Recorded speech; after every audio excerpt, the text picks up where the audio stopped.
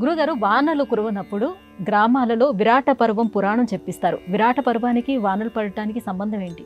చాలా సంబంధం ఉందమ్మా. చాలా మంచి ప్రశ్న వేశారు. భారతంలో విరాట పర్వం అనేటువంటిది ఒక భాగం. ఆ విరాట పర్వంలో విరాట రాజు గారి కొలువులో ధర్మరాజు ఉంటాడు. విరాట రాజు గారికి అనేక సలహాలు ఇస్తూ ఉంటాడు. ఆ సందర్భంలో కీచకుని వల్ల ఇబ్బంది పడినటువంటి ఆ ద్రౌపదీదేవి ధర్మరాజు దగ్గరికి వస్తుంది. విరాట రాజు గారి దగ్గరికి వచ్చి తన కష్టాన్ని చెప్పుకుంటుంది. ఆ కష్టాన్ని చెప్పుకున్నప్పుడు అనేక రకాలుగా ధర్మరాజు సర్ది చెప్పి పంపిస్తాడు. ఆ కౌరవులు ఈ అనేక రకాలుగా పాండవులను బయట పెడితే మరల 12 సంవత్సరాల అరణ్యవాసం, 1 సంవత్సరం అజ్ఞాతవాసం చేయాలి. బయట పెట్టడం కోసం చూస్తారు. ఉత్తర గోగ్రహణం అని చేస్తారు కౌరవులు. ఆ చేసినప్పుడు అర్జునుడు వెళ్ళి ఆ ఉత్తర గోగ్రహణంలో అర్జునుడు బృహన్నల రూపంలో ఉన్నాడు. రూపంలో ఉన్నప్పటికీ అక్కడికి వెళ్ళి యుద్ధం చేసి కౌరవులనందరినీ జయించి గోవులనన్నిటినీ తిరిగి తీసుకొస్తాడు. అయితే అర్జునుడు ఒక్కడే వెళ్లకుండా ఉత్తర కుమారుడిని వెంట పెట్టుకుని వెడతాడు. ఆ ఉత్తర కుమారుడు ఈ గోవుల్ని తిరిగి తీసుకుని వస్తే విరాటరాజు గారు నా కుమారుడే ఈ గోవులను తిరిగి తీసుకొచ్చాడు అని పరమానందపడతాడు. అయితే అక్కడే ఉన్నటువంటి ధర్మరాజు కంకుభట్టు అనే పేరుతో ఉంటాడు. ఆ ధర్మరాజు, నీ కుమారుడైన ఉత్తర కుమారుడు తీసుకురాలేదయ్యా, వెళ్ళినటువంటి బృహన్నల వాళ్ళను జయించి ఆ గోవులను మరల్చాడు అని చెబుతాడు.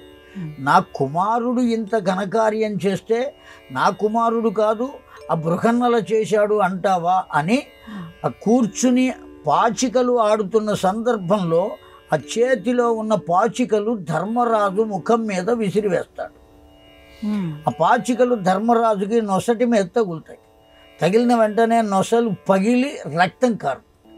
ఎప్పుడైతే రక్తం కారుతుందో వెంటనే ఆ ద్రౌపదీదేవి వచ్చి తన చీర చెంగును చించి ఆ రక్తపు బొట్టు కింద పడకుండా కట్టుకడుతుంది. రక్తపు బొట్టు ధర్మరాజు కింద పడిందా ఉప్పెన వచ్చి మొత్తం లోకాలన్నీ మునిగిపోతాయి.